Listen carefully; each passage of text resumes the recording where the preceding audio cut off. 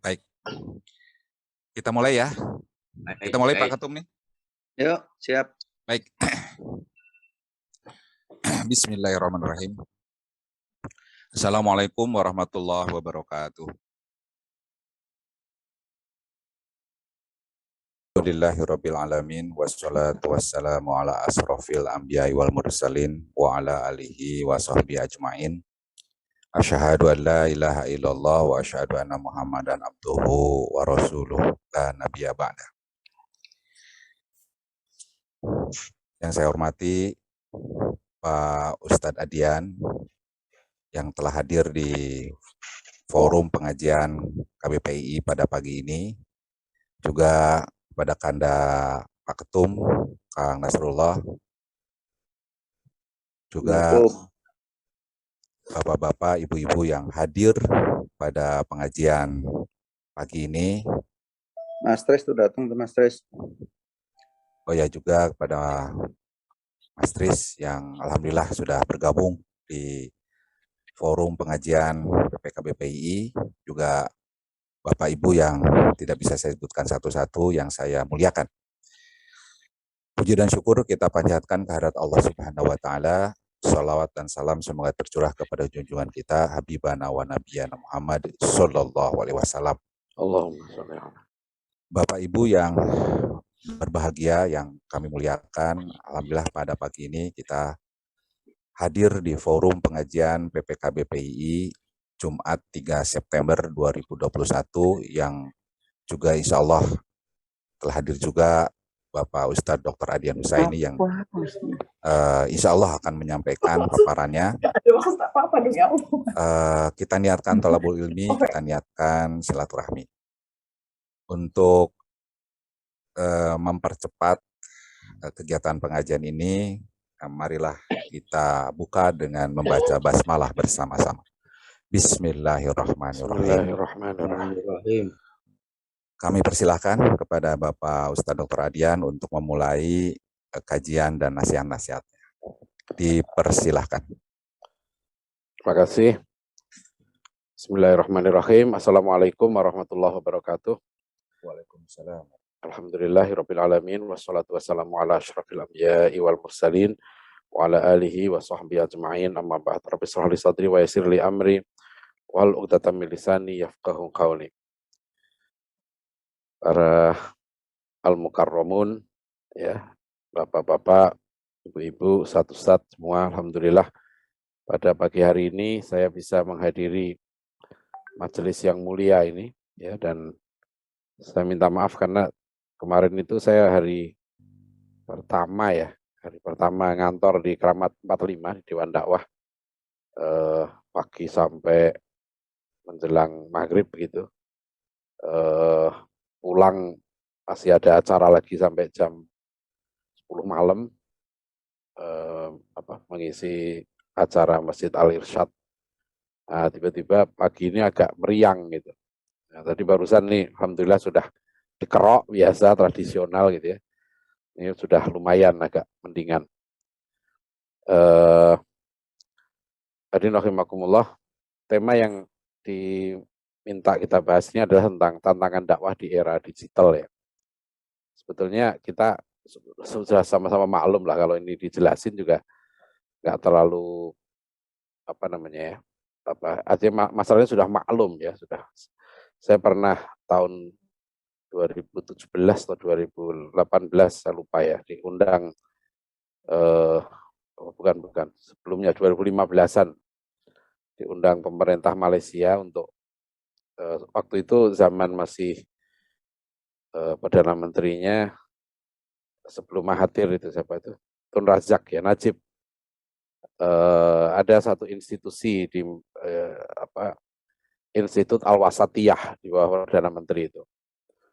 Nah, mereka mengadakan satu acara tentang seminar tentang medsos, media sosial gitu ya. Nah, yang saya diundang untuk menyampaikan tentang pengaruh medsos terhadap masyarakat di Indonesia. Ada beberapa pembicara lain dari Yordan, itu seorang profesor bidang Al-Quran yang waktu di panel dengan saya, yang menyampaikan tentang adab bermedsos gitu ya. Adab bermedsos dalam Al-Quran itu cukup menarik. Karena kenapa pemerintah Malaysia ketika itu menyelenggarakan seminar internasional tersebut ya, karena memang pengaruh media sosial sudah sangat nyata ya, dengan Arab Spring waktu itu yang mempengaruhi begitu besar perubahan masyarakat gitu. Dan kita pun juga sekarang mau tidak mau gitu ya, masuk di era ini, di era yang orang sebut era disrupsi ya, atau ketika itu sampai saya contohkan ya bagaimana peran media sosial dalam kasusnya Ahok misalnya, ya, itu begitu dahsyat mempengaruhi opini masyarakat. Dan sekarang kajian-kajian tentang pengaruh media sosial dan sebagainya itu sudah diterima lah, sudah menjadi bagian dari kehidupan kita sehari-hari. Ada seorang profesor di Amerika namanya Profesor Tom Nichols ya, dari Harvard University. Itu kan dia bukunya sudah terjemahkan dalam bahasa Indonesia, itu diterbitkan Gramedia. Ya, bukunya sangat terkenal, judulnya The Death of Expertise, ya, matinya kepakaran. Nah, kajiannya cukup menarik ya, karena di Amerika saja itu dia mengkhawatirkan masa depan masyarakat Amerika karena di sana itu kepakaran sudah tidak dihormati. Jadi masyarakat itu memilih informasi, ya, mengambil informasi dan menerima pendapat itu bukan karena otoritas keilmuan, gitu ya, tapi karena siapa yang disukai. Nah ini yang luar biasa. Makanya sampai dicontohkan, benar buku ini terbit cukup lama ya, berapa tahun yang lalu. Itu kasus vaksin di Amerika. Ternyata di Amerika itu banyak yang menolak vaksin, dan itu justru di perkotaan, ya, di kalangan masyarakat terpelajar. Dia ada beberapa contoh lain gitu, yang dia contohkan bahwa ya itu ya fenomena Donald Trump itu kan seperti itu ya, orang sudah sudah fanatik dengan sesuatu ya, sehingga dia mengambil keputusan itu tidak lagi berdasarkan ilmu. Mungkin kan dia sudah kadung benci gitu ya, udah kadung benci dengan seseorang, dia udah nggak mau lagi udah ya. Kadang-kadang dia sudah menutup diri dengan informasi apapun, maunya ya menerima informasi ya, bahkan mencari apa yang dia sukai, apa yang dia harapkan, bukan apa yang sebenarnya terjadi. Nah, ini yang fenomena di tengah seperti ini itu juga mulai terjadi di tengah masyarakat kita ya. Bahkan saya perhatikan di lingkungan para ustadz pun kadang-kala mudah sekali menyebarkan informasi yang belum terverifikasi gitu ya. Nah, padahal kalau saya ini dulu anak buahnya Mas Tris kan, kita di jurnalistik itu digembleng betul dengan kedisiplinan dalam menerima informasi itu jangan sembarangan gitu ya. Kita harus tabayun, cek dan recheck ya. Bahkan sekarang saya menyebarkan kajian-kajian itu tentang pentingnya memahami konsep ilmu dalam Islam. Karena konsep ilmu ini penting sekali. Jadi banyak yang orang nggak paham metodologi menerima informasi itu ya. Dianggap kalau berita dari satu media itu langsung diterima, langsung disebarluaskan. Ya, padahal berita itu kan bukan fakta. Berita itu fakta yang sudah direkayasa. Mungkin dipotong, mungkin dilepaskan dari konteksnya gitu ya. Nah, jadi sekarang mudah sekali, saya saja beberapa kali sempat terkecoh menganggap satu informasi itu benar, ternyata ada satu peristiwa yang di luar konteks situasi yang sedang berkembang. Nah, ini begitu penting menurut saya sekarang di kalangan umat terutama itu untuk menverifikasi ya, menyebarkan. Misalnya contoh beginilah, ada soal vaksin gitu ya. Ini bukan soal pro atau kontra vaksin, tapi banyak sekali saya menerima informasi video yang misalnya ada orang divaksin terus meninggal, itu kan disebarluaskan. Nah, kemudian kan muncul opini yang dibangun di situ adalah bahwa vaksin itu menyebabkan orang mati gitu. Ya, padahal kan sebenarnya kalau orang memahami metode ilmiah kan nggak seperti itu. Ya Kan beda kalau kita buat riset ya dengan itu harus ada syarat kan, sampel tertentu ya, itu bisa baru bisa diterima secara ilmiah ya, secara saintifik, meskipun itu pun kebenarannya juga tidak mutlak ya biasanya. Tapi paling tidak ada ya berapa sih yang mati karena setelah divaksin dan berapa setelah ini. Nah itu kan mestinya datanya itu biasa kalau dalam jurnalistik kan orang membuat opini ya kan, seperti kasus Afghanistan lah waktu itu ya kan, orang membuat opini bahwa setelah Taliban menang gitu ya, maka ada beberapa kondisi chaos gitu. Nah itu yang disut kan, kondisi itu yang disorot sehingga memunculkan opini memang Taliban ini kacau ya, dan ternyata saya perhatikan gitu ya, supir Taliban tuh hebat tuh. Ya, dia tenang sekali menghadapi berbagai wawancara ya, dengan media-media barat itu. Nah, dari situ kemudian mulai kan kelihatan situasinya tenang gitu. Nah, itu biasa terjadi. Jadi kembali yang disampaikan oleh Profesor Tom Nichols tadi gitu ya, bahwa matinya kepakaran ini perlu kita waspadai ya, bahwa orang itu nanti tidak tidak mempercayai atau menerima informasi itu karena benar atau tidak ya, berita itu, tapi karena memang dia suka ya, atau yang sejak 2016 kan istilah yang populer itu post truth ya, kita masuk era sebetulnya era kebohongan ya, era pasca kebenaran. Nah, jadi apakah ini misalnya yang pernah disabdakan Rasulullah SAW ya, Rasulullah pernah bersabda kan, sayati alan nasi ya, sanawatun khodda'atun ya. Ini saya tahu nih hadis kesukaannya Pak Hussein Umar, hadis ini. Yusaddaqu fiha al-kadhib ya. Wa yukadzabu fiha as-shadiq ya. Kata Rasulullah akan datang ya pada masyarakat itu, pada umat manusia ini, sanawatun khodda'atun ya, tahun-tahun yang penuh dengan tipu daya ya. Yusaddaqu fiha al-kadhib ya, pada saat itu orang yang pembohong gitu ya, itu justru dibenarkan, dipercayai. Ya, sebaliknya wa yukadzabu fiha as-shadiq. Orang yang jujur malah didustakan gitu. Ya, kemudian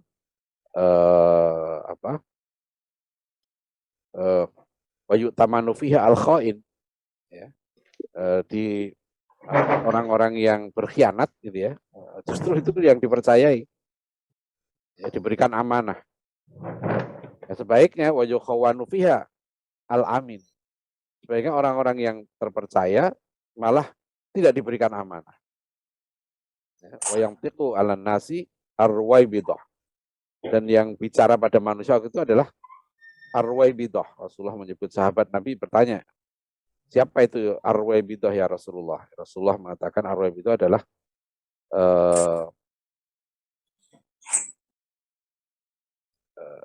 jadi manusia yang istilahnya itu ar-rajul at-tafih masalah. Jadi manusia yang bodoh, yang nggak paham ya urusan masyarakat.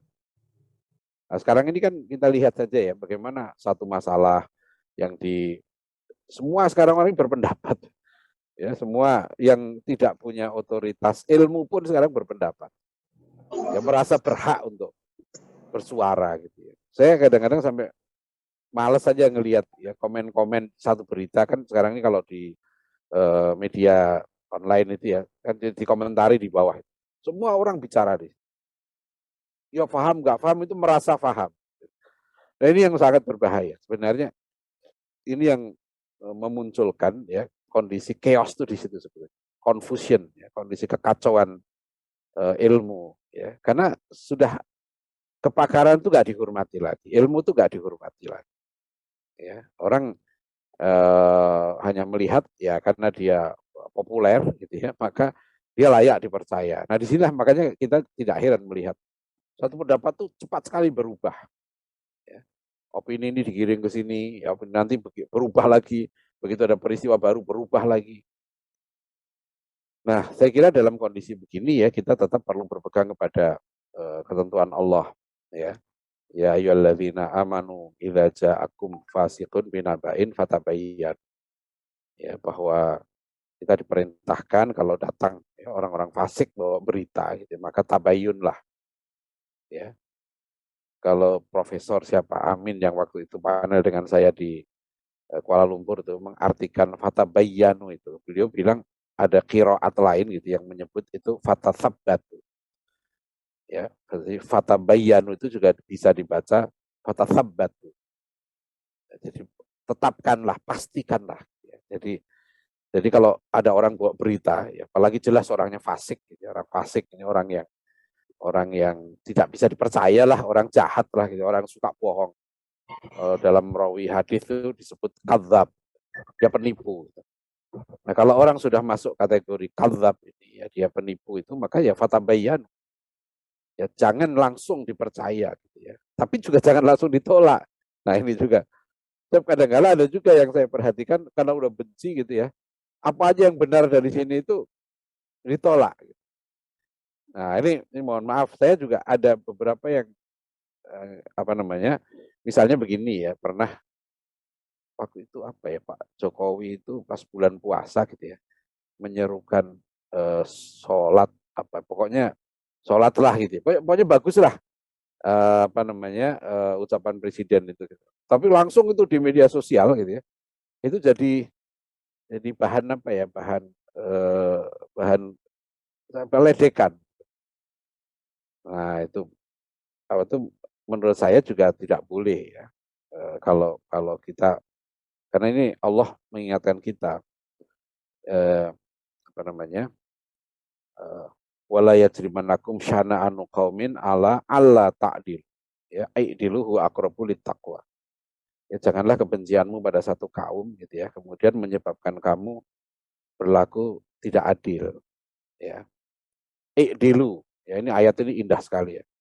Jadi Islam itu betul-betul ya kita diperintahkan untuk berlaku adil, ya. Kunu qawwamina bil qisti, ya, jadilah kamu itu seorang yang tegak menegakkan keadilan itu. Bahkan kepada orang yang kamu benci kan gitu. Jadi itu luar biasa, ini kan berat sekali ya. Ya kita harus berlaku adil kepada orang yang menzolimi kita, itu berat itu ya. Tapi disitulah memang ya kita dilatih ya untuk apa namanya berlaku adil ya. Bahkan kepada orang yang tidak suka dengan kita atau kita tidak suka. Janganlah kebencianmu pada satu kaum menyebabkan kamu berlaku tidak adil. I'dilu huwa aqrabu littaqwa. Ya, kata adil ini kan luar biasa. Saya merenungkan gitu ya. Kenapa 9 orang tokoh yang berkumpul, yang dikumpulkan Bung Karno di Pegangsaan 56 itu membuat satu perubahan yang sangat mendasar ya kepada sila kemanusiaan. Kalau Bung Karno kan silanya kemanusiaan, ya. Muhammad Yamin peri kemanusiaan. Tapi kan keluar dari panitia 9 berubah rumusannya. Dan perubahan itu mendasar sekali. Ya kemanusiaan yang adil dan beradab. Ini dua istilah dalam Al-Qur'an dan Sunnah yang istilah kunci. Ya, bahkan nanti tujuan bernegara pun kalau dalam Pancasila kan dikunci. Ya, dikunci dengan keadilan sosial. Ya, yang sila keempatnya kerakyatan dipimpin oleh hikmah. Saya membuat penelitian khusus masalah ini ya. Tahun 2014 di Kuala Lumpur saya 3 bulan nongkrong gitu ya. Meneliti tentang kata adab saja. Karena saya belajar di ISTEK waktu itu pada Prof. Said Naqib Alatas kan beliaulah yang mengajukan konsep pada konferensi pendidikan Islam pertama di Kota Mekah tahun 77. Ya, waktu itu juga tokoh-tokoh Dewan Dakwah beberapa diutus Pak Nasir untuk hadir di situ.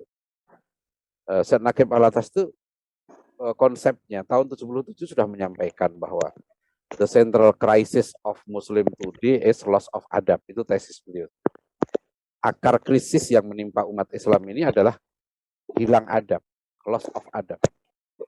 Dan loss of adab itu adalah loss of discipline. Ya, discipline of mind, body, and soul. Jadi masyarakat Islam ini kenapa kalah gitu, kenapa mundur, kenapa terbelakang? Karena hilang adab. Ya. Nah, adab itu menurut Fakultas adalah right action. Ya, perilaku yang betul yang muncul dari disiplin, ya, disiplin jiwa, disiplin pemikiran, dan disiplin badan, jasad. Dan itu bersumber kepada hikmah. Ya, makanya kalau tidak dalam Al-Quran, para nabi diberikan hikmah, Luqman Al-Hakim diberikan, orang-orang bijak diberikan hikmah. Nah, hebatnya di negara kita gitu ya, hakim yang mengadili perkara di negara kita itu disebut hakim gitu. Hakim itu kan orang yang mendapatkan hikmah. Ya. Saya pernah ngisi pengajian di Mahkamah Konstitusi itu, saya bawakan satu disertasi doktor di Harvard University ya, yang ditulis oleh seorang dokter dari Turki. Satu disertasi dokter itu hanya menulis tentang makna hikmah. Ya, makna hikmah menurut tafsir, ya, para mufasir, para ahli hadis, para ahli tasawuf, ahli falsafah, ya, ahli filsafat, itu makna hikmah itu dikupas betul. Pak Natsir itu ya, Pak Natsir di buku Fiqh Dakwah, itu hampir sepertiga isinya membahas hikmah buku itu. Ya, jadi hikmah ini yang kata Prof. Alatas melahirkan adab. Jadi orang itu bisa berperilaku dengan tepat gitu ya. Bukan semata-mata karena tahu, tapi dia dibimbing oleh hikmah. Ya, misalnya ulama Ibnu Hajar Al-Asqalani mengartikan hikmah itu segala bentuk pemahaman gitu ya, yang membimbing seseorang untuk tidak salah dalam berperilaku. Bukan hanya soal halal haram ini termasuk juga soal tepat ya. Kalau orang Jawa bilang bener lan pener gitu. Jadi bener lan pener, bijak. Orang bilang bijak kan dia, wisdom. Ya dia ahli hikmah. Orang itu bijak. Ya. Saya memahami misalnya gini, di kitab Ta'limul Muta'lim itu ya, ada saran dari Syekh Azhar Nuji kan, kalau memilih guru gitu ya, pilihlah guru yang alim dan tua. Kenapa tua? Makanya saya itu nggak setuju itu kebijakan pemerintah yang umur 70 tahun harus pensiun profesor itu. Belum tentu. Ukuran pensiun itu tidak harus umur. Sebab ada orang yang umur 80 tahun, 90 tahun masih hebat. Kenapa harus umur? Ada yang 50 tahun udah sakit-sakitan. Ya, jadi saya pernah panel dengan Pak Rosian Anwar. Waktu itu di P3 ya. Beliau masih waktu itu umurnya 88 tahun. Luar biasa itu beliau tuh. Di umur 88 tahun tuh masih jernih sekali bicara tentang peristiwa 10 November di Surabaya. Ya 45 ya, karena beliau waktu itu masih wartawan ya. Jadi ini kembali ke tadi ya soal karena nah kenapa terjadi loss of adab kata Prof. Alatas, hilang adab sampai orang itu nggak ngerti lagi berperilaku yang benar gimana kan. Adab itu right action gitu ya. Definisi Prof. Alatas itu right action, perilaku yang betul, kelakuan yang betul, yang tepat gitu ya. Yang lahir dari disiplin tadi, disiplin pemikiran, disiplin jiwa, dan disiplin badan. Dan itu bersumberkan hikmah. Nah, Allah berikan hikmah. Ya, bahkan hikmah ini bisa juga diberikan kepada orang non-muslim. Ya kan? Al-hikmah dholatul mu'min, kata Rasulullah. Hikmah itu harta orang mukmin yang hilang. Ya, yang aina wajada akhadha, di mana dia menemukan, dia ambil. Nah, cuma untuk mengerti itu hikmah atau tidak kan, ya, makanya kita kan sebetulnya orang muslim itu kita tidak a priori dengan misalnya ya pemikiran falsafah Yunani, pemikiran Barat, pemikiran Cina misalnya. Kita tidak disuruh antipati. Ya, kita disuruh kalau di situ ada hikmah, ambil. Dan hikmah itu pasti nggak bertentangan dengan syariat. Ya, kalau dia kebijakan bertentangan itu pasti bukan hikmah dari Allah.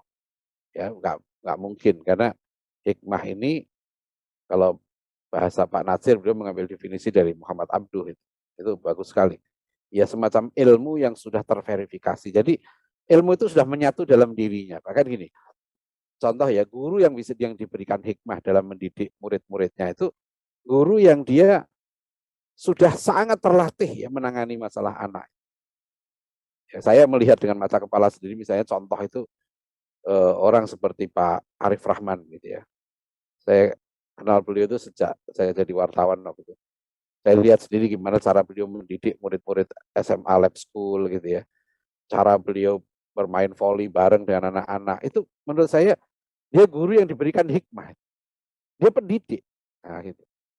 Dia pendidik. Jadi dia tahu ya cara itu kalau dijelaskan dengan secara konseptual susah karena itu sudah feeling. Menghadapi anak begini ya begini gitu kan. Saya sering ditanya misalnya gini, boleh nggak ya anak itu dihukum dengan apa pukulan misalnya ya saya bilang memang dalam hadis pun boleh dan para ulama seperti Imam Al-Ghazali, Ibnu Sina, ada satu mahasiswa saya nulis disertasi doktor tentang ini tentang reward and punishment. Memang boleh para ulama boleh kan, tapi syaratnya berat. Guru boleh memukul itu gitu ya. Itu nggak boleh karena kebencian, bahkan nggak boleh memukul ketika marah. Itu larangan Rasul. Ya, Rasulullah kan melarang, jangan seorang hakim mengambil keputusan dalam keadaan dia marah. Ya, wahwa ghadbanun. Nah, dia dalam keadaan marah itu nggak boleh. Nah, itu harus ditahan gitu ya. Nah ini jadi kembali ya, hikmah inilah yang nanti melahirkan adab, kelakuan yang betul, program yang betul, ya program yang lahir dari hikmah. Ya, strategi-strategi yang jitu itu lahir dari hikmah. Ya, makanya kan Luqmanul Hakim diberikan hikmah. Para nabi, ya Nabi Yusuf misalnya kan ketika dia beranjak dewasa, maka atainahu hukman wa ilman. Ya, dia diberikan hikmah dan ilmu. Nah, kaitannya dengan tema kita di Nahimakumullah ya, Prof. Naqib Alatas itu mengatakan bahwa akar krisis umat ini karena hilang adab. Karena hilang adab, dia nggak tahu lagi mana yang tepat, mana yang betul. Ya, dia mana yang harus didahulukan, mana yang dimuliakan, ini kacau. Ya, orang udah loss of adab. Di zaman para ulama-ulama dulu gitu ya, itu kalau ada ulama yang datang ke satu tempat, itu masyarakat berbondong-bondong menyambut ribuan orang. Dan mereka datang bukan hanya mendengarkan ceramah. Masyarakat waktu itu kalau datang menemui ulama, mereka bertanya tentang berbagai hal. Ya, sampai pernah kan Imam Syafi'i itu malam nggak tidur. Ya, sampai wudhu isyaknya nggak batal Imam Syafi'i itu. Gitu. Tapi beliau tidak tahajud. Ya diprotes sama anaknya Imam Ahmad bin Hambal. Kenapa? Katanya ini orang soleh kok malam nggak tahajud. Imam Syafi'i lebih mengutamakan memikirkan masalah keilmuan itu. Karena itu pahalanya lebih besar daripada sholat tahajud. Dengan kemudian sampai subuh dia nggak batal wudhu. Nah itu ulama kita dulu di situ berpikir serius gitu ya sampai menemukan mendapatkan hikmah, memberikan jawaban-jawaban yang tepat terhadap persoalan umat.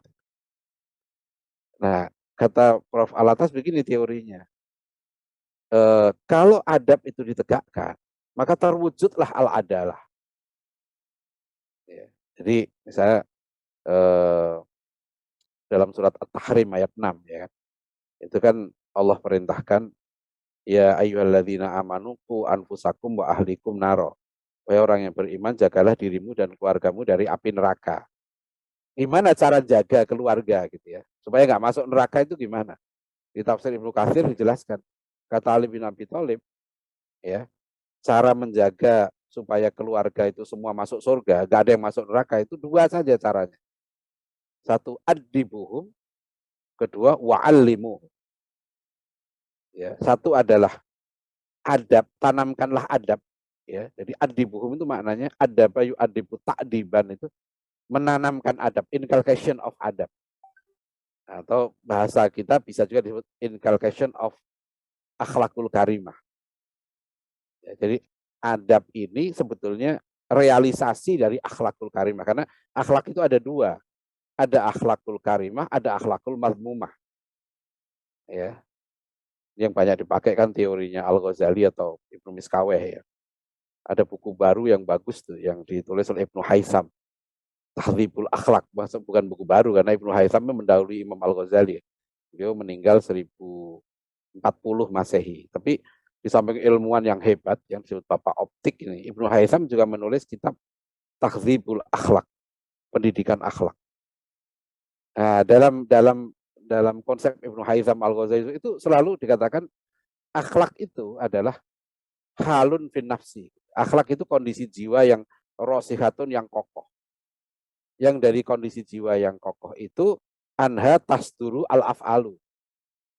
Ya, muncullah perbuatan ya bila fikrin wala ruyatin, tanpa difikir dan tanpa dipertimbangkan lagi.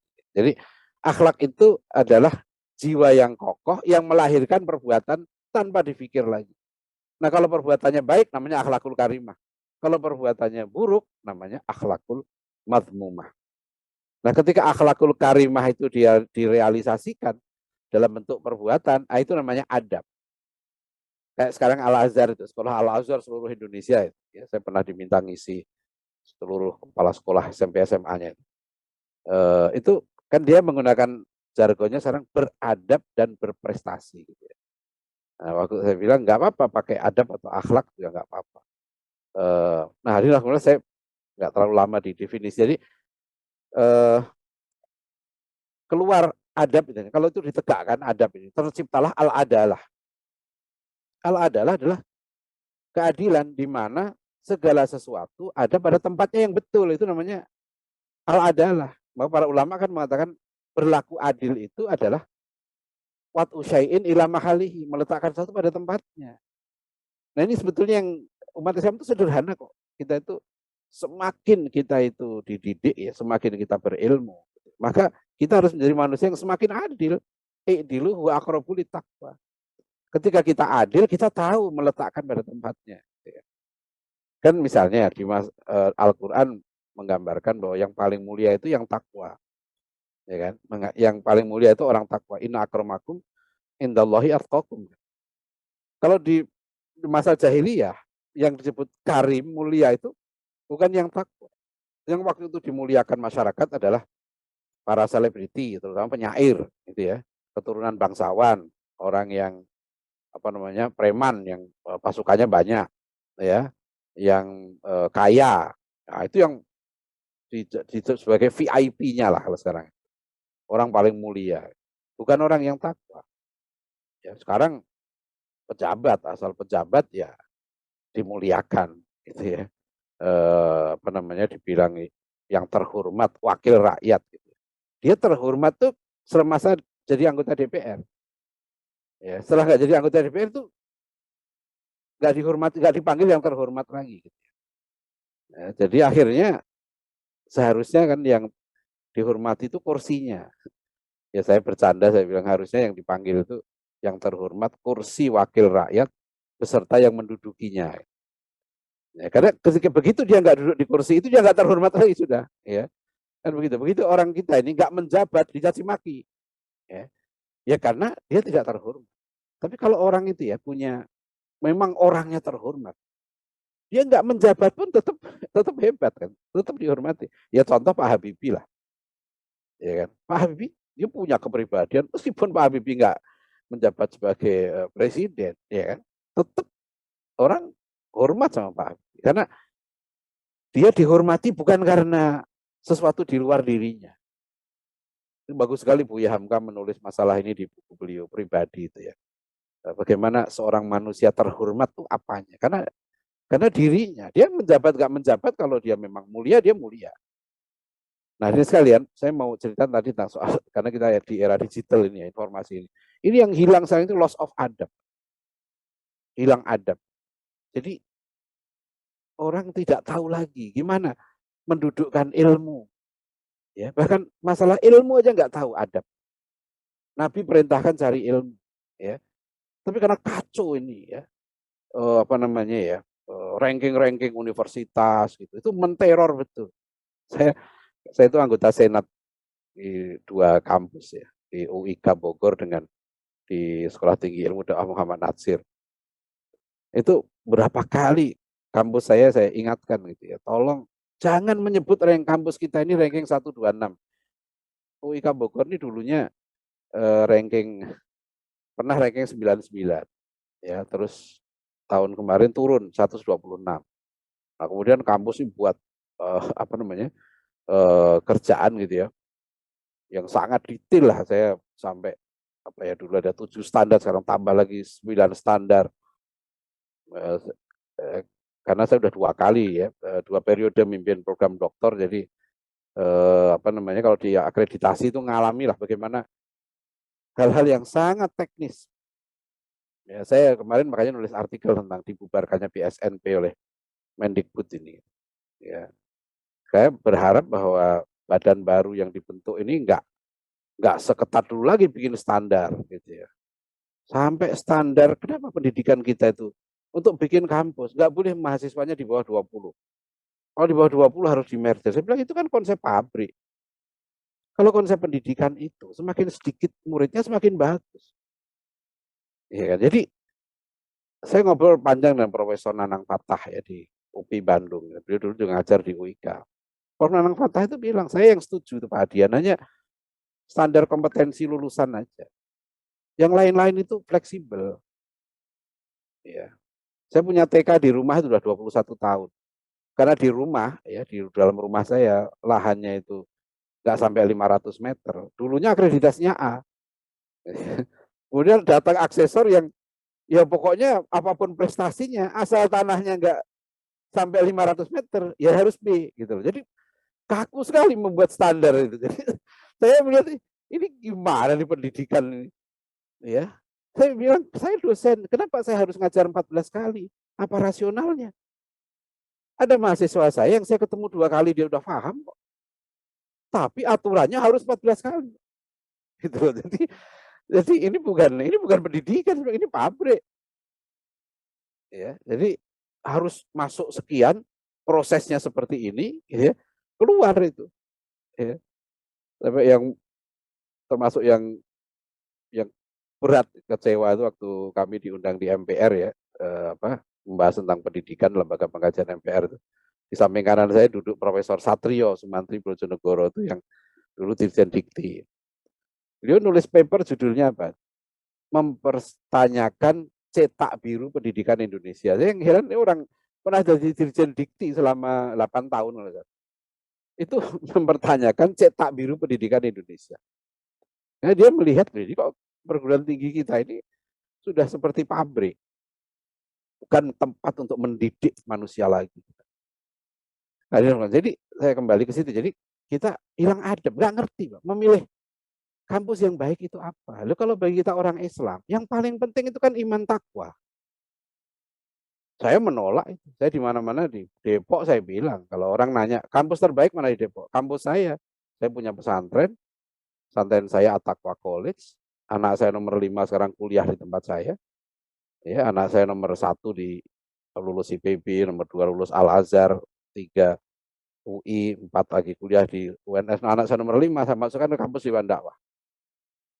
Kenapa? Saya bilang waktu Pak JK hadir di peresmian Rusunawa di Wandakwah, saya bilang kampus kami Pak JK kampus terbaik. Apa buktinya? Anak saya sekarang kuliah di sini. Anak saya pinter. Ya, umur 17 tahun udah nulis 2 buku. Udah ngisi seminar-seminar. Tapi saya bilang kalau kamu nanti kuliah di UI, enakan UI dong. Nanti orang bilang kamu lulusan UI kan, yang dapat nama kan UI. Nah, saya nggak mau begitu.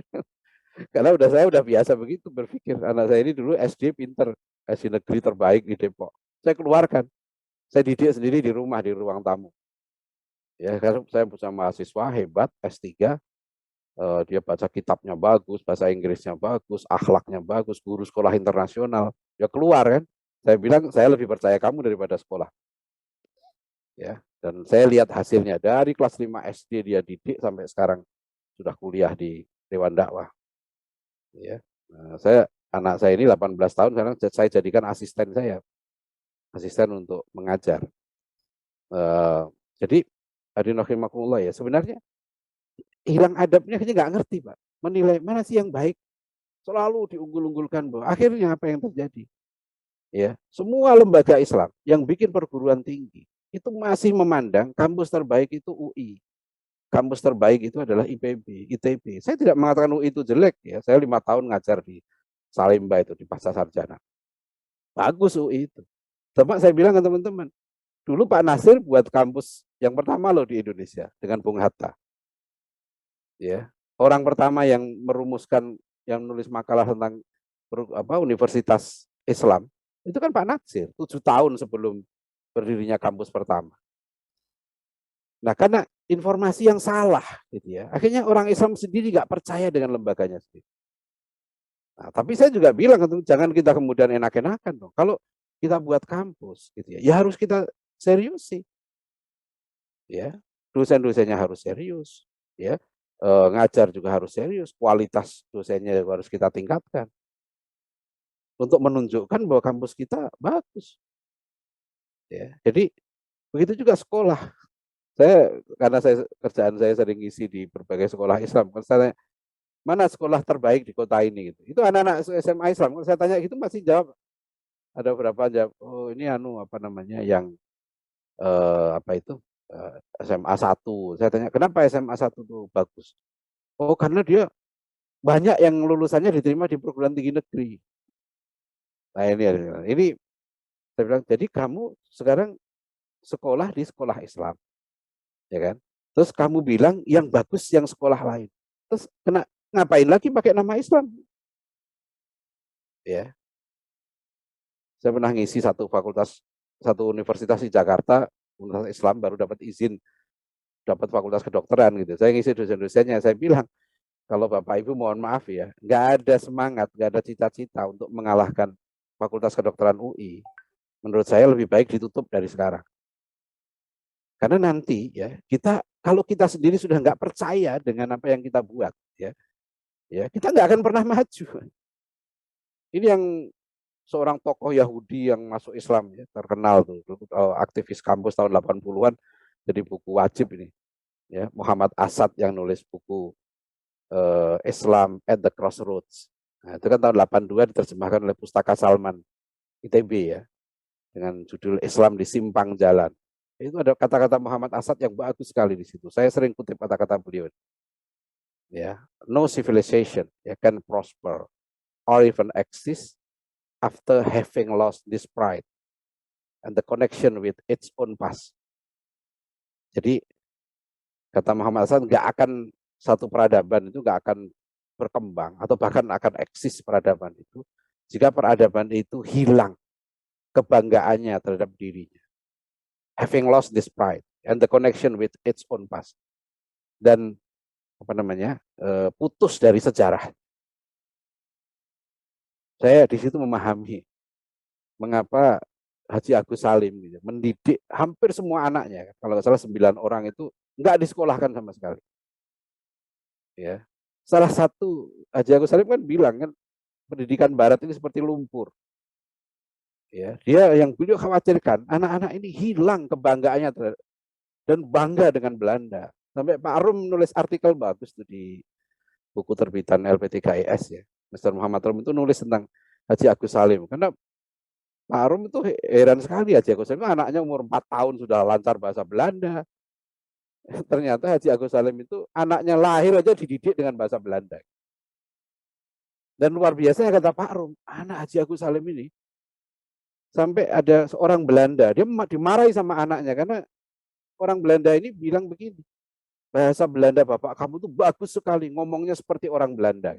Itu anak Pak Rum ini tersinggung. Bapak saya enggak seperti orang Belanda. Memang bapak saya bahasa Belandanya bagus, tapi tidak seperti orang Belanda. Bapak saya tetap bapak saya gitu. Itu kata Pak Rum, ini ya cara didik Haji Agus Salim gitu, sampai bapaknya disamakan dengan orang Belandanya nggak mau. Jadi pride-nya itu. Jadi kalau Bapak perhatikan di tulisan Ki Hajar Dewantara waktu pendirian Taman Siswa tahun 1922 sama. Ki Hajar Dewantara juga mengatakan begitu. Maka Ki Hajar Dewantara kan buat sekolah, beliau buat taman. Gitu ya. Filosofinya itu menarik. Karena Ki Hajar bilang begini, anak sekolah-sekolah Belanda ini, sekolah-sekolah Barat dia bilang, itu akan mendidik anak-anak kita menjadi buruh dan membuat bangsa kita bergantung kepada mereka. Ya. Nah ini jadi sekarang ini ya saya perhatikan, saya marah sekali terus terang. Dan marah itu kemudian saya nulis artikel. Karena banyak sekali begitu keluar ranking PISA, ya selalu kemudian media kita itu mengglorifikasi, mengatakan bahwa pendidikan Indonesia jeblok, ya pendidikan Indonesia di bawah Brunei, ya di bawah Malaysia. Kalau orang nanya ke saya 2 tahun saya tinggal di Kuala Lumpur waktu ambil S3 itu ya. Tapi saya bilang enggak lah. Saya nggak mau mengatakan bahwa pendidikan Malaysia lebih bagus dari Indonesia. Apa yang bagus? Ada yang bagus, ada yang kita lebih bagus. Ya. Jadi nggak benar gitu loh. Itu hanya sampling, ya beberapa sekolah diambil, diteliti 3 hal, ya daya baca, sains dan matematik gitu kan. Tiba-tiba disimpulkan pendidikan Indonesia rendah mutunya. Ntar dulu pendidikan itu apa? Nah ini akhirnya ada menteri kita ngomong pendidikan kita tertinggal 45 tahun di negara maju. Ada yang bilang sains kita tertinggal 75 tahun. Jadi seneng banget nih orang Indonesia itu kalau apa ya orang Jawa bilang ngelek-ngelek dirinya sendiri gitu. Indonesia ranking 1 korupsinya. saya nggak setuju tuh. PBB tiap tahun sekarang itu mengeluarkan daftar negara bahagia. Tahun lalu Indonesia di ranking 84. Tahun sebelumnya kita di ranking 92, 1 poin di atas Cina. Ya, Israel aja ranking 13 negara bahagia. Kita di ranking 84. Ya memang ada indikator yang termasuk sarana sosial dan sebagainya gitu ya. Tapi ya masa sih orang buat selalu ya ranking-ranking kita, ya akhirnya kita membuat kriteria. Jadi confusion nih, kekacauan itu. Ya, kekacauan termasuk sekarang lah roadmap pendidikan kita. Masa tujuan, lihat aja di roadmap yang 2035. Tujuan pendidikan kita apa? Mendukung pembangunan untuk meraih income per kapita. Tahun 2030 ditargetkan income per kapita kita 11.228, saya angkanya ingat. Jadi income per kapita kita 11.228 US dollar per tahun, itu estimasi 2030. Simpel sekali, Pak. Jadi pendidikan ini bagaimana anak-anak ini bisa bekerja, dapat duit, nanti menyumbang GDP kita. Nah, supaya GDP-nya tetap tinggi dan angka pembaginya rendah, bikin program sedikit anak. Ya, sekarang apalagi rame ya, berkali-kali saya diundang diskusi tentang child free. Dan saya heran kemarin di diskusi yang diselenggarakan oleh Kontor, 700-an orang hadir. Salah satu penanya itu, dia ngaku loh, saya ini child free. Saya memutuskan bersama istri untuk nggak punya anak. Karena begini-begini. Pak Ustadz, Nah, ini ya. luar biasa, makasih. Pak Iya, Ustadz silakan. Ini kebetulan banyak pertanyaan nih Pak Ustadz. Oh, iya ya, nah itulah mohon maaf ini kelemahan saya ini kalau saya udah ngomong ini nggak. Iya, oke. Saya minta maaf saya ngobrol ya. Saya simpulkan dulu begini, bahwa sekarang ini ya era post truth, era apa namanya, era the death of expertise tadi ya, matinya kepakaran itu menimbulkan kekacauan dalam ilmu, ya kekacauan dalam opini yang berakibat kepada hilang adab. Orang itu nggak ngerti mana yang penting, mana nggak penting, mana yang harusnya didahulukan, mana yang diutamakan, mana yang dihormati. Nah, loss of adab ini ya mau nggak mau satu, ya kita harus berperang dalam opini. Ya, artinya kita harus memberikan berjuang. Ini jihad besar sekali. Ya, kami di Dewan Dakwah sekarang ini baru 10 Agustus yang lalu melaunching kembali mediadakwah.id. Ya, dan ini kerja keras betul kita sekarang di tengah belantara opini seperti ini, harus ada yang bisa dipercaya. Nah, nanti program kita adalah membangun otoritas-otoritas tadi. Jadi supaya umat ini ada pemimpinnya kan. Umat ini nggak boleh nggak ada pemimpinnya, gitu. Karena Rasulullah mengamanahkan pemimpin itu pada ulama. Ya, al-ulama warathatul anbiya, maknanya ulama-ulama itulah yang harus mewarisi kenabian.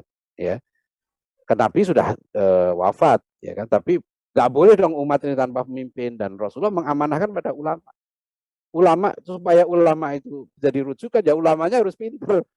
Ulamanya harus pinter, bukan hanya pinter ilmu, dia tahu bagaimana menggunakan ilmunya, tahu menerapkan ilmunya. Nah itulah adab. Ya, saya kira begitu saja mudah-mudahan. Siap, Pak Ustadz. Ini ada beberapa pertanyaan. Saya kutip 3 pertanyaan dulu ya. Pertama tentang tadi Ustadz menyampaikan statement matinya kepakaran. Nah, pertanyaannya bagaimana kalau pakarnya bohong, katanya gitu ya. Nah, itu satu. Kemudian yang kedua, bagaimana cara memfilter informasi yang tadi karena era ini era limpahan informasi yang benar dan tidak benar. Kemudian yang ketiga, bagaimana mendorong umat supaya memiliki tradisi tabayun. Itu aja dulu Pak Ustadz, 3 pertanyaan. Baik, terima kasih. Iya, inilah kita nggak punya Pak lembaga. Sebetulnya kita punya sih ya. Jadi kita ada, kalau di media kan ada Dewan Pers. Ya, tapi lagi-lagi kan kalau yang mengontrol, mengawasi itu pun dilakukan otoritasnya. Misalnya kita dalam informasi kan kita punya KPI gitu ya. Ya, tapi sekarang kemarin ada beredar kan berita kasus pelecehan itu ya di KPI. Itu kan itu mengerikan sebetulnya. Makanya Imam Al-Ghazali kan membuat rumus di Ihya Ulumuddin itu, rumus hancurnya masyarakat. Ya, inna fasadar ra'yati bi fasadil muluk. Kata Al-Ghazali, rakyat rusak karena penguasa rusak. Fasadal muluk bi fasadil ulama. Penguasa rusak karena ulamanya rusak. Ilmuwannya rusak. Fasadal ulama bi hubbil mal wal jah. Dan ulama itu rusak karena hubbul mal wal jah. Karena dia cinta harta dan cinta kehormatan. Jadi sebetulnya sumber-sumber segala kerusakan itu ya ulama, ilmuwan. Makanya sebetulnya musibah kalau sudah misalnya otoritas ya satu universitas yang universitas itu adalah sumber dia punya otoritas ilmu, ulama itu pegang otoritas, itu nggak boleh rusak. Kalau itu rusak ya rusak semua. Nah kalau mereka sudah rusak gitu ya, gimana caranya? Ya mau tidak mau sekarang harus dimunculkan otoritas lain. Ya, dia dikenal ahli tafsir. Tapi bohong misalnya begitu. Itu bahaya itu. Ya, itu penguasa rusak itu tidak merusak ilmu. Tapi kalau dia ilmuwan rusak, dia bohong dengan ilmunya. Itu yang rusak ilmu. Kalau rusak ilmu, ya sama dengan yang rusak lalu jadi gini kan. Kalau yang rusak itu misalnya aparatnya, ya, yang jaga lampu lalu lintas, itu kan masih lampu lalu lintas masih jalan. Tapi kalau yang rusak lampunya kan rusak semua, gitu ya. Yang pegang otoritas itu rusak itu masalahnya. Nah ini yang harus diwaspadai betul. Makanya kata Rasulullah kan syarrus sirori sirorul ulama. Seburuk-buruknya manusia itu ulama yang buruk.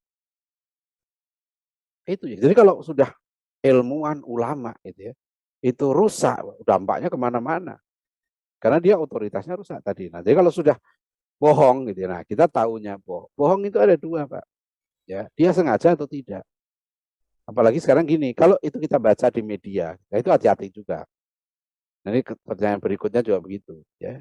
Itu dalam apa ya menjalankan tabayun tasabut tadi. Pertama, yang harus dipastikan adalah sumber beritanya.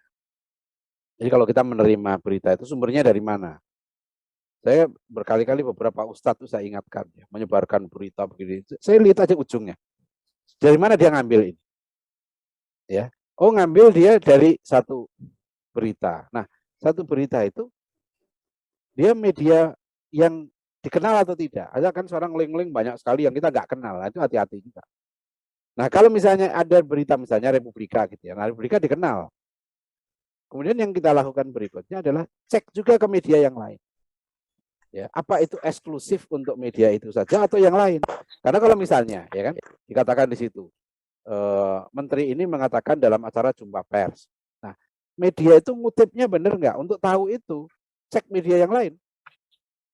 Kalau semuanya sama, berarti udah itu benar. Benar faktanya ya.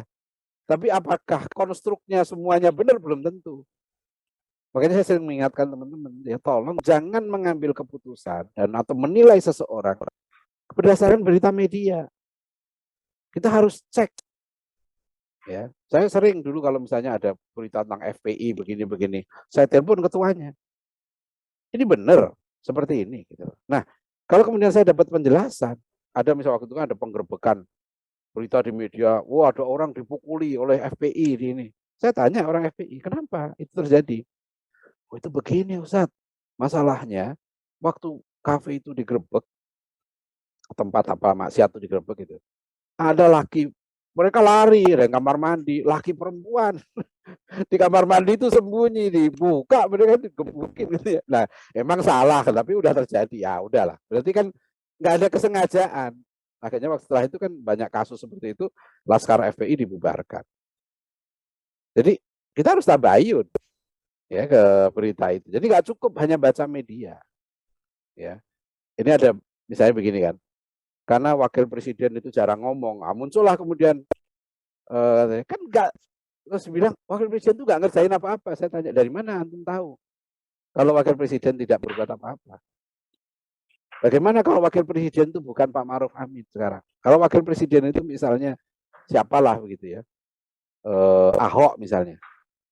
Nah gitu kan. Nah sekarang pertanyaannya kan, Pak Maruf Amin itu sebenarnya jadi wakil presiden itu mengerjakan sesuatu atau tidak? Ya kan kita nggak tahu sebenarnya.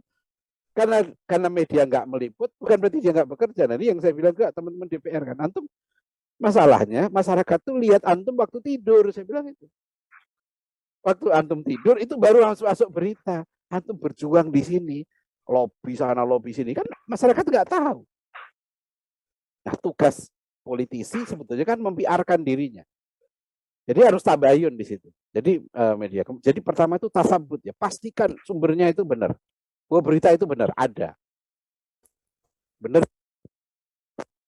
Yang kedua, kalau kita sudah tahu berita ini benar adanya, yang kedua adab dalam menerima informasi atau menyebar informasi adalah pastikan apakah itu bermanfaat atau tidak. Jadi ini benar, tapi kalau saya sebarkan ini manfaat nggak? Gitu ya. Nah kalau itu dipindah, di sinilah kita dipertimbangkan.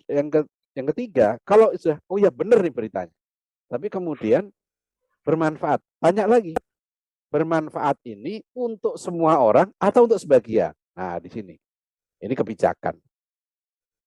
Dan ada berita yang bisa kita share untuk semua, ada berita yang nggak bisa. Nah inilah kadangkala ya, saya pun lupa pernah gitu ya, ngisi ceramah di masjid, tahu-tahu ternyata direkam. Kadangkala saya merasa di masjid ini kan forum terbatas. Ya, ngomong segala macam, nyebut nama orang. Wah, saya bilang akhirnya tolong di-drop dong, jangan di-upload. Ya di dulu gitu. Kan ini ada seperti kasusnya Ustadz Abdul Somad itu. Dia ceramah di masjid, mungkin Ustadz Abdul Somad lupa bahwa ceramahnya itu di-upload gitu ya, atau malah live. Nah ini mohon ya kita semua lah gitu ya, itu hati-hati betul di zaman sekarang, karena di era sekarang ini ya kita tahu lah bagaimana kondisinya, sehingga kalau tidak hati-hati ya bisa kena. Bahkan kadang-kala Ustadz sendiri ya, Ustadz sendiri itu perlu kita ingatkan ya, tolong dalam ceramah ya jangan begini, jangan yang kita sampaikan benar, tapi kalau misalnya bahasanya pun kasar, keras, itu juga bisa menimbulkan antipati.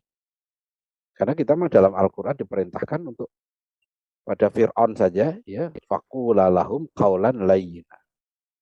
Ya, sampaikanlah cara kalian Musa dan Harun pada Fir'aun dengan ucapan yang lembut. Ya, ucapan. Jadi kita lihat Nabi kita Muhammad SAW, bagaimana beliau mendatangi orang Nasrani, mendatangi orang Aus, Khosraj, diajak berdialog. Bahkan orang Yahudi pun oleh Rasulullah diajak dialog. Ya, itu luar biasa cara dakwah yang. Jadi begitu ya. Jadi, nah setelah semuanya tadi ya, kebenaran beritanya pasti, berita itu bermanfaat. Nah, silahkan disebarkan gitu ya dengan niat untuk amar ma'ruf nahi munkar. Insya Allah itu berpahala. Ya. Nah, itu Pak. Makasih, Ya. makasih Tan. Ada satu pertanyaan lagi tentang hadis Nabi yang tadi Ustadz kutip dari Sayyidina Ali, untuk menghindari keluarga dari api neraka itu adab, dan satu lagi penanya pengen confirm, katanya ada dua, satu lagi apa sudah Ilmu. dibahas atau sudah Oh iya. Oh yang kedua itu wa'allimuhum. Ilmu. Oh. Nah ini mohon juga nanti kapan-kapan kalau ada kajian tentang masalah wa'allimuhum. Ilmu ya. Tadi malam saya ngisi kajian di Masjid Al-Irsyad Surabaya tentang ini. Wa'allimuhum. Jadi tugas orang tua itu adalah menjadikan anaknya berilmu. Ini banyak sekarang orang keliru memahami ilmu itu dengan sekolah. Dikira kalau orang tua sudah menyekolahkan anak, mengkuliahkan anak, kewajibannya selesai. Enggak begitu, ya. Menjadikan anaknya berilmu itu maksudnya anaknya mendapatkan ilmu yang bermanfaat, ilmu nafi, ya. Makanya Rasulullah ngajari kita doa, Allahumma inni as'aluka ilman nafi'an. Ya, nah, ilmu nafi ini itu ada definisinya. Ilmu yang bermanfaat itu apa gitu? Ilmu yang menjadikan seorang manusia semakin dekat dengan Tuhannya. Ya, orang yang semakin takwa, semakin soleh. Nah, itu ilmu. Jadi tugas orang tua itu sebetulnya mendidik anaknya beradab. Ya, ada pada Allah itu tauhid, ada pada Rasul, ada pada ulama, ada pada orang tua, ada pada guru, ada pada saudara, ada pada lingkungan, termasuk adab kepada dirinya. Itu adibuhum. Gitu ya. Nah, kemudian yang kedua, wa'allimuhum, menjadikan anaknya berilmu. Nah, berilmu ini dalam Islam ada namanya marotibul ilmi, ada derajat-derajat ilmu. Yang diprioritaskan pertama untuk anak adalah ilmu-ilmu yang fardu ain. Ya, jadi anak itu lulus SMP misalnya itu sudah akil balik kan lulus SMP itu. Dia harus sudah akidahnya benar, akhlaknya benar, ngajinya benar, toharohnya benar, wudhunya benar, sholatnya benar. Itu fardu ain, itu nggak boleh. Ya, anak lulus SD nggak bisa baca Al-Fatihah. Ya nggak benar karena lulus SD Rasul perintahkan umur 10 tahun anak sudah harus sholat. Kalau Nabi perintahkan umur 10 tahun sholat, maknanya sholatnya harus benar. Umur 10 tahun itu makanya disuruh kasih waktu 3 tahun, 7 tahun perintah sholat, 10 tahun nggak sholat dipukul. Maknanya anak umur 10 tahun sudah harus benar sholatnya. Kalau sholatnya benar berarti wudhunya harus benar, toharohnya benar, bacaan sholatnya benar, baca Al-Fatihahnya benar. Ini hal-hal yang pokok itu. Ya. Jadi ini saya perhatikan masih ada nih yang bahkan kadang-kadang sekolah-sekolah Islam juga. Saya sering ingatkan, tolong dalam kita mendidik anak-anak ini perhatikan betul mana yang wajib dulu. Ya. Sebab ini hak anak itu. Kata Rasulullah, hakul waladi ala walidi ayyuksina ismahu wa yuksina maudi'ahu wa yuksina adabahu. Hak anak atas orang tuanya atau kewajiban orang tua pada anaknya adalah memberikan nama yang baik, memberikan tempat tinggal yang baik, dan ya wa yuksina adabahu, memperbaiki adab atau akhlak anaknya. Jadi sekarang saya bilang ke banyak sekolah Islam tuh, sekarang ini di masa pandemi ini normal pendidikan kita. Nanti jangan-jangan kalau pandemi sudah ini, mereka selalu bilang ini, nanti kalau tatap muka di sekolah, kita kembali normal. Saya bilang enggak, justru yang normal itu yang sekarang. Bahkan setelah nanti ini pandemi berakhir pun, ya akan terjadi perubahan. Karena era pembelajaran, bukan pendidikan, pembelajaran online, itu nggak bisa dihindarkan. Sekarang saya tahu ada beberapa sekolah Islam yang misalnya merancang ke depan sekolah itu cukup 2 hari dalam seminggu. 2 hari itu hanya untuk ibadah akhlak saja. Itu yang ditanamkan. Ya. Sedangkan pembelajaran yang lain sudah bisa diambil alih oleh internet. Jadi anak itu efisien, nggak harus setiap hari ke sekolah. Gitu. Karena bahkan dengan pembelajaran online, ya itu ada efek positifnya. Yaitu apa? Guru itu langsung diawasi oleh orang tua sekarang. Itu efek positifnya. Jadi guru yang ngajar online nggak bisa sembarangan sekarang. Ya, dia nggak bisa asal-asalan karena orang tua langsung mantau dari rumah. Ya, pernah pesantren kami dulu setahun kan, santrinya di rumah waktu pandemi awal. Itu begitu, guru terlambat ya orang tua protes. Gitu ya. Guru ngajar nggak bener langsung diawasi orang tua. Itu positif itu. Nah ini ke depan, ini mau nggak mau. Ya, saya kemarin rapat di Dewan Dakwah, saya bilang ke pengurus, kita udah era disrupsi loh ya sekarang ya. Apa perlu kita punya kantor sebesar ini, gedung 9 lantai? Ya. Mungkin sekarang kita akan banyak menggunakan ya rapat-rapat kita dengan online. Dan gedung ini saya usulkan dibuat apartemen. Apartemen, ngapain kalau kita dibuat apartemen itu nggak kenal online. Nah, cuma saya mau konsultasi dengan yang ahli gedung kan, bisa nggak ini dibuat apartemen? Kantor nggak perlu luas-luas sekarang kan, mau kita ketemu sekali-sekali, nggak perlu harus tiap hari. Nah ini contoh aja ini sekarang. Jadi kehidupan kita udah berubah nih sekarang. Anak-anak kita di UI, coba ada Tempo waktu itu ya membuat laporan tentang survei di UI, yaitu dari humasnya UI melaporkan. Kan disurvei dosennya, berapa persen yang mau kuliah online. Sekitar 60% dosen UI itu menyatakan mereka memilih blended learning. Maknanya hampir 70% online. Mahasiswanya sama, mahasiswanya 40% memilih blended learning.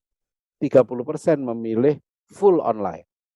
Jadi yang memilih full offline di UI itu 18.900 mahasiswa yang menjawab responden itu ya 18.900 itu hanya 28%. Ya, mahasiswa saya tanya yang S3, kalau pandemi berakhir mau kuliah online atau offline? 100% milih kuliah online. Sekarang ada satu kampus ya Islam, saya perhatikan udah nawarkan program S2 dalam pendidikan Islam.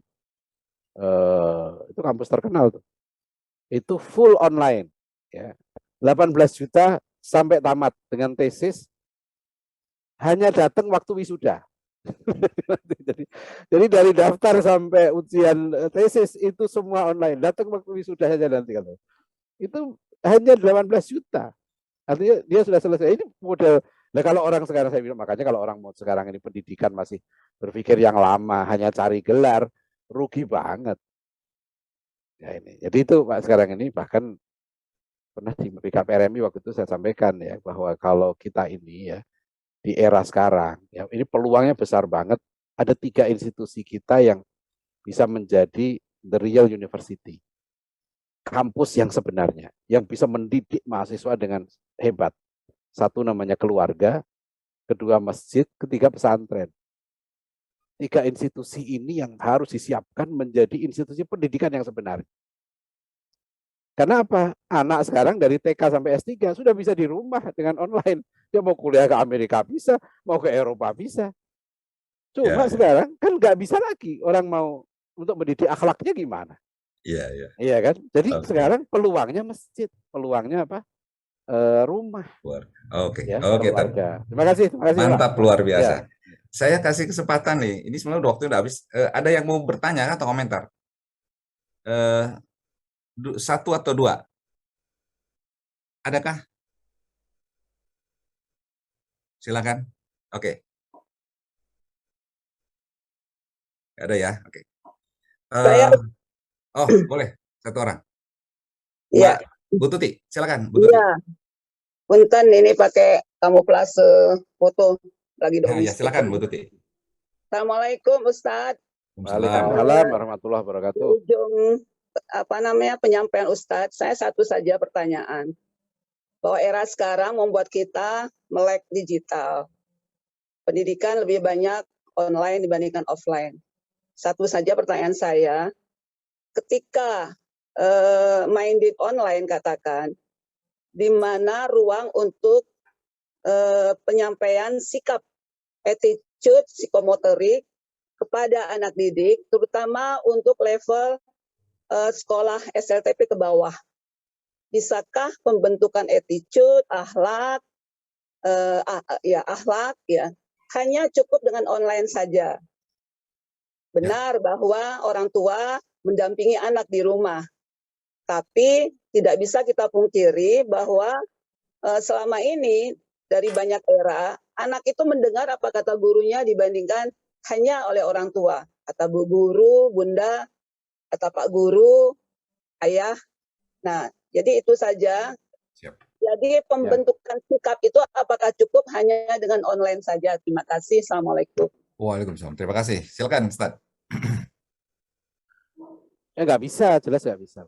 Jadi dulu di zaman Belanda kan dibuat ada 2 istilah yang dipakai. Ki Hajar Dewantara juga suka pakai istilah. Satu opvoeding, 2 on the wish. Opvoeding itu pendidikan, on the wish itu pengajaran.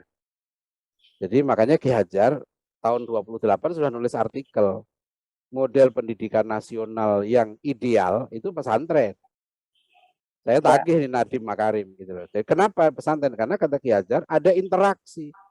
Jadi kalau akhlak ya atau karakter atau adab itu tidak diajarkan, tapi ditanamkan. Nah, inculcation, proses penanaman kalau Profesor Ahmad Tafsir teorinya 4 menanamkan adab atau akhlakul karimah ini. 1 dicontohkan. Ya, 2 dibiasakan. Ya, 3 dimotivasikan. 4 ditegakkan aturan. 4 ini. Kalau saya tambah 1 lagi didoakan. Itu nggak bisa dengan online. Ya, makanya kenapa tadi saya bilang sekarang yang kita lakukan crash program apa? Pemberdayaan orang tua sebagai guru. bukan, ini kan problemnya ada salah persepsi tentang pendidikan. Pendidikan itu sekolah gitu. Sampai di pondok-pondok pesantren aja saya koreksi. Ada pesantren yang buat jadwal misalnya gitu ya. Jadwal pembelajaran, jadwal kegiatan santrinya itu saya baca 3:30 bangun, ya tahajud, kemudian jamaah subuh, terus tadarus, taklim, terus ada jam 7.30 KBM. Saya tanya, itu apa KBM maksudnya? Kegiatan belajar mengajar. Saya tanya ke pimpinannya, nah anak 3:30 bangun itu, apa dia tidak belajar? Dia tahajud itu belajar. Jangan kita mengatakan belajar mengajar itu hanya ketika dia belajar matematik, belajar bahasa Inggris. Dia belajar menjadi orang baik. Jadi tugas orang tua di rumah yang terpenting itu bukan ngajar matematik. Bahkan Ki Hajar ada satu artikel yang bagus ya tentang masalah pendidikan keluarga. Dicontohkan orang tua itu kepada anaknya yang paling penting itu mendidik akhlaknya. Ya, jadi didik anak itu menjadi orang yang jujur, menjadi orang yang disiplin, menjadi orang yang tidak malas, ya, menjadi orang yang peduli sama yang lain, peduli lingkungan. Kalau di pesantren kami buat tiga inti akhlak, JSP, gitu. Jujur, semangat, peduli. Ya, dia harus jujur. Kalau dia dusta, pelanggaran berat. Ya, semangat, dia jangan malas. Ya, karena kunci kekalahan itu kemalasan. Ketiga, peduli. Nah itu Bu, jadi nggak bisa Bu. Harus orang tuanya yang diberdayakan sebagai guru dan kerjasama dengan guru di sekolah. Ya, terima kasih. Siap, makasih Ustaz. Saya ngundang Mas Tris mau memberikan konteks atau penekanan. Halo Mas Tris. Oke. Baik. Pak Ustadz, ini ada satu pertanyaan. Ada lagi yang mau kasih komen? Oke. Ini ada satu pertanyaan, sekaligus mungkin closing statement ya.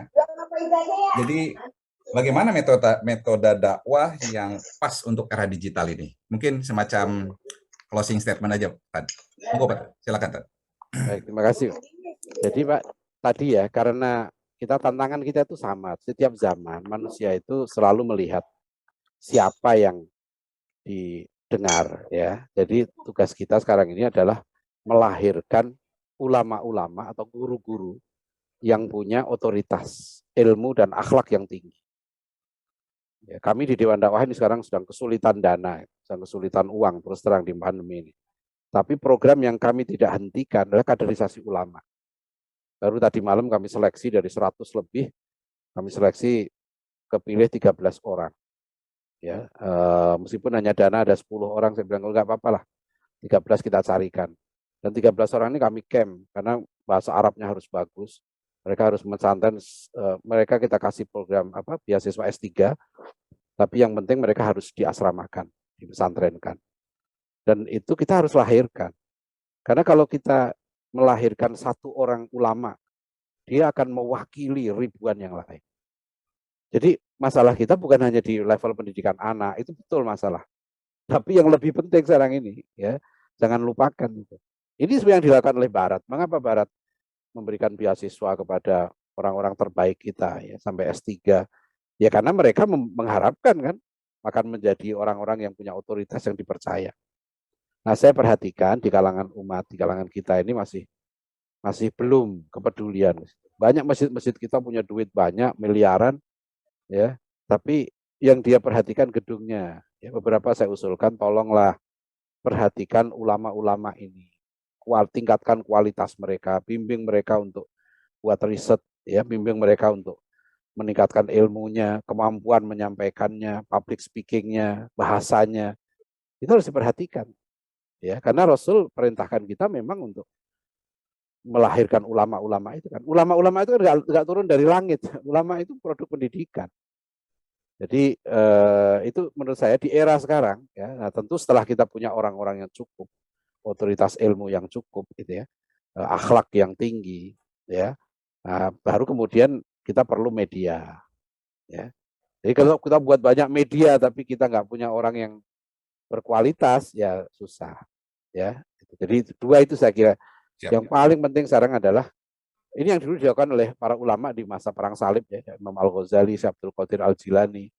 Yang mereka lahirkan dulu di zaman kekacauan waktu itu apa?